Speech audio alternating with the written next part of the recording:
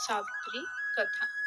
भद्र देश के एक राजा थे जिनका नाम अश्वपति था। भद्र देश के राजा अश्वपति की कोई संतान नहीं थी। उन्होंने संतान की प्राप्ति के लिए मंत्र उच्चारण के साथ प्रतिदिन 1 लाख आहुतियां दी। 18 वर्षों तक यह कर्म जारी रहा। उसके बाद सावित्री देवी ने प्रकट होकर वर दिया कि राजन, तेरे यहाँ एक तेजस्वी कन्या जन्म लेगी। सावित्री देवी की कृपा से राजा अश्वपति के यहाँ एक कन्या ने जन्म लिया, जिसका नाम सावित्री रखा गया। कन्या बड़ी होकर बेहद रूपवान हुई, लेकिन उसके योग्य वर ना मिलने की वजह से सावित्री के पिता बहुत दुखी थे। इसलिए उन्होंने कन्या को स्वयं वर तलाशने को कहा।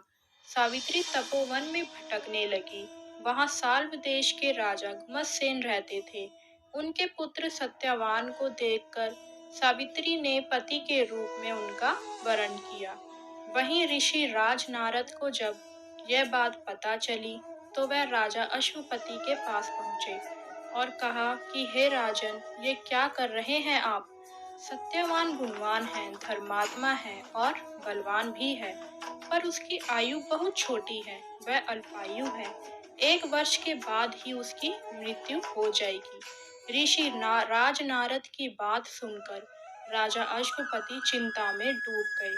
सावित्री ने उनसे चिंता में डूबे रहने का कारण पूछा तो राजा ने कहा, पुत्री, तुमने जिस राजकुमार को अपने वर के रूप में चुना है वह अल्पायु है। तुम्हें किसी और को अपना जीवन साथी बनाना चाहिए। इस पर सावित्री ने कहा कि पिताजी, आर्य कन्याएं अपने पति का एक बार ही वरण करती हैं और राजा एक बार ही आज्ञा देता है और पंडित एक बार ही प्रतिज्ञा करते हैं और कन्यादान भी एक ही बार किया जाता है। सावित्री हठ करने लगी और कहने लगी, मैं सत्यवान से ही विवाह करूंगी। राजा अश्वपति ने सावित्री का विवाह सत्यवान से करवा दिया। सावित्री अपने ससुराल पहुंचते ही सास ससुर की सेवा करने लगी। समय बीतता चला गया। नारद मुनि ने सावित्री को पहले ही सत्यवान की मृत्यु के दिन के बारे में बता दिया था। वह दिन जैसे जैसे करीब आने लगा, सावित्री अधीर होने लगी।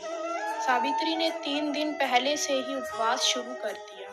नारद मुनि द्वारा कथित निश्चित तिथि पर पितरों का पूजन किया। हर दिन की तरह सत्यवान उस दिन भी लकड़ी काटने जंगल चला गया। साथ में सावित्री भी गई। जंगल में पहुंचकर सत्यवान लकड़ी काटने के लिए एक पेड़ पर चढ़ गया। तभी उसके सिर में तेज दर्द होने लगा। दर्द से व्याकुल सत्यवान पेड़ के नीचे उतर गया। सावित्री अपना भविष्य समझ गई। तभी वह सत्यवान के सर को गोद में रखकर सिर सहलाने लगी। तभी वहां यमराज आते दिखे। यमराज अपने साथ सत्यवान को ले जाने लगे।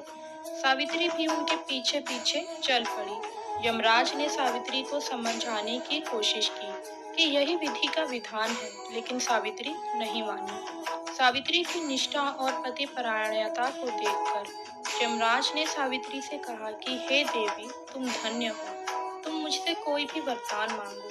सावित्री ने कहा कि मेरे पास सास ससुर वनवासी और अंधे हैं, उन्हें आप दिव्य ज्योति प्रदान करें। यमराज ने कहा, ऐसा ही होगा, जाओ अब लौट जाओ। लेकिन सावित्री अपने पति सत्यवान के पीछे पीछे चलती रही। यमराज ने कहा, देवी, तुम वापस जाओ। सावित्री ने कहा, भगवान, मुझे अपने पति देव के पीछे पीछे चलने में कोई परेशानी नहीं है।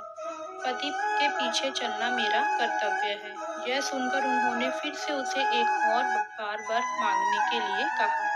सावित्री बोली, मेरे ससुर का राज्य छिन गया है, उसे पुनः वापस दिला दे। यमराज ने सावित्री को यह वरदान भी दे दिया और कहा, अब तुम लौट जाओ। लेकिन सावित्री पीछे पीछे चलती रही। यमराज ने सावित्री को तीसरा वरदान मांगने को कहा। इस पर सावित्री ने 100 संतानों और सौभाग्य का वरदान मांगा। यमराज ने इसका वरदान भी सावित्री को दे दिया। सावित्री ने यमराज से कहा कि प्रभु, मैं एक पतिव्रता पत्नी हूँ और आपने मुझे पुत्रवती होने का आशीर्वाद दिया है। यह सुनकर यमराज सत्यवान के प्राण छोड़ने पड़े। यमराज अंत ध्यान हो गए और सावित्री उस वट वृक्ष के पास आ गई, जहाँ उसके पति का मृत शरीर पड़ा था। सत्यवान जीवंत हो गया और दोनों खुशी-खुशी अपने राज्य की ओर चल पड़े। दोनों जब घर पहुँचे तो देखा कि माता-पिता को दिव्य ज्योति प्राप्त हो गई है। इस प्रकार सावित्री सत्यवान अनंत तक राज्य सुख भोगते रहे।